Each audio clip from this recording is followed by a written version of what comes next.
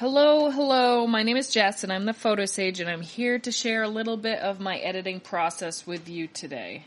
So I have this picture here that I took a couple days ago in my studio, and as you can see, it's kind of hazy. And I got this cool hazy effect by putting a piece of gold tulle, which is just a piece of fabric, over my lens, which gave it kind of this hazy feel. So I'm going to be adding texture to this today to give it more of like a vintage fashion-y feel. So let's get started. I always start in Lightroom. That's where I import all my photos. And then I like to, I usually add the texture in Photoshop. And then I bring the picture back into Lightroom to continue editing it. So that's what we're going to do today.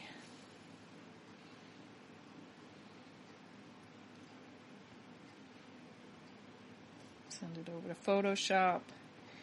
Here we go. And now I'm going to add my texture here. So I go to my texture library, and all these textures can be found, most of these textures can be found in my shop, and you can find the link to that in the description here. So I really like this light leak here. This kind of gives a nice, you'll see, I'm going to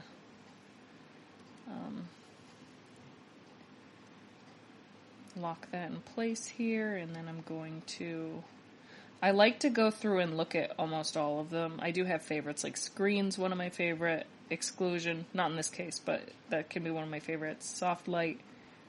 So I just choose the one that feels right to me. And I think it's actually going to be, let me see, multiply.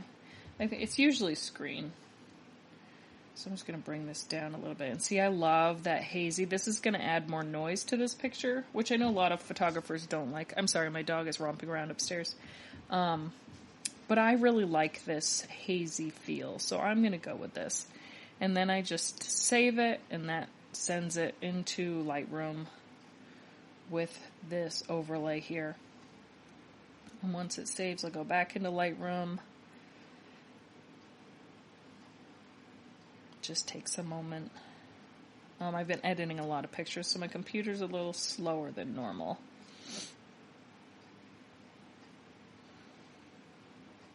Alright, come on.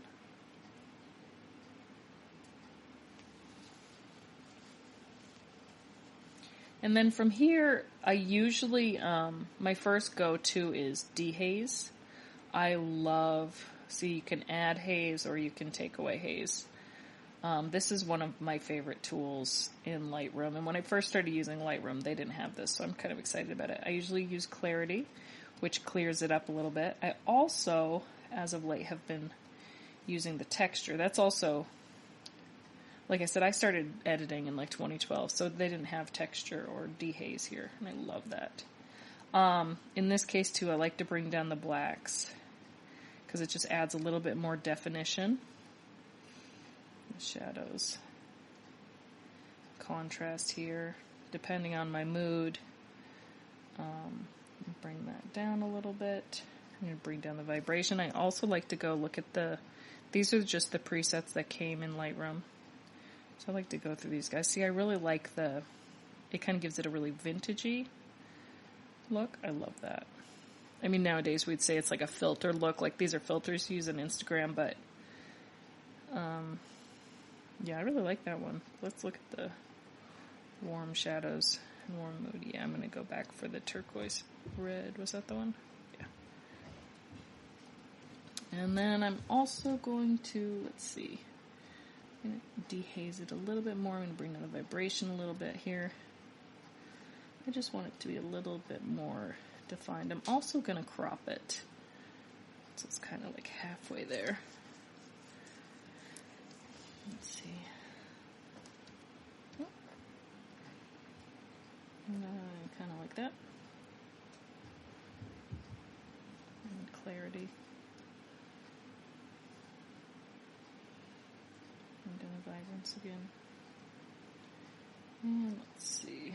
I'm just going to add a little, see what the sharpening does. This will just make it a little bit more noisy. I like that. I like it a little noisy. And if you even want to, like, sometimes I do this to the lashes, just add a little, oops, that didn't work. Let's try it again. I'm going to bring this down just to darken them just a little bit, just to add a little bit of definition. Let's see what it looks like. Sometimes it's overbearing, so I just get rid of it. But see, that's kind of nice. It kind of just darkened it a little bit.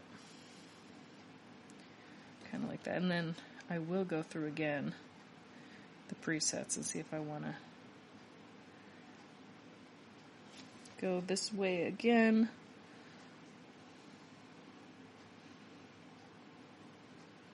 I try to do this. I'm very intuitive, and I rely on serendipity to kind of get me to where I want to be. In terms of how the picture kind of makes me feel. Like I'm more... Let's see, is there anything else I want to do here? I do want to bring those down. Bring the blacks down again. Let's see, now we kind of... Also, something I do sometimes is I use the gradient tool. Just to get a little bit, just to get that part of the image a little bit darker. See, we'll see what it looked like without it. See, it just adds a little, just a little bit of, a little bit more shadow, which I kind of like. And I am going to bring down again the vibrance just a little bit.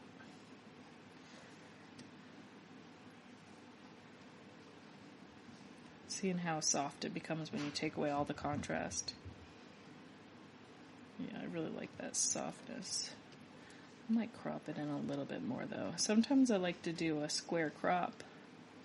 See, that kind of looks nice. I like to chop it like mid-forehead. Let's see. Is that what I want?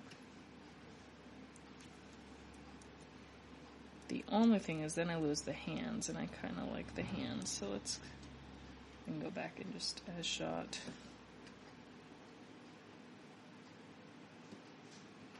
Trying to figure out what I want here.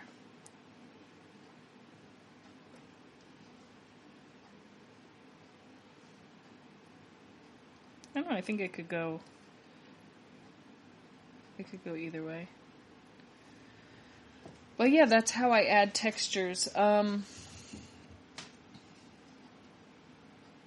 it a little darker. Yeah.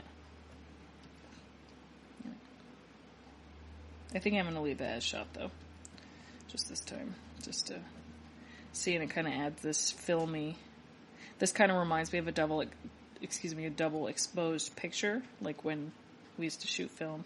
If you did a double exposure, sometimes you get these bars. This will also happen if depending on my settings on my camera when I'm shooting with my strobe. But yeah, so that's how I add textures, and it just gives it kind of a different vintagey, artsy feel. So I hope this was helpful. Again, my link to my textures will be in the description. You can go check out my shop. There will be a coupon code there for you as well. So thank you so much for watching my video.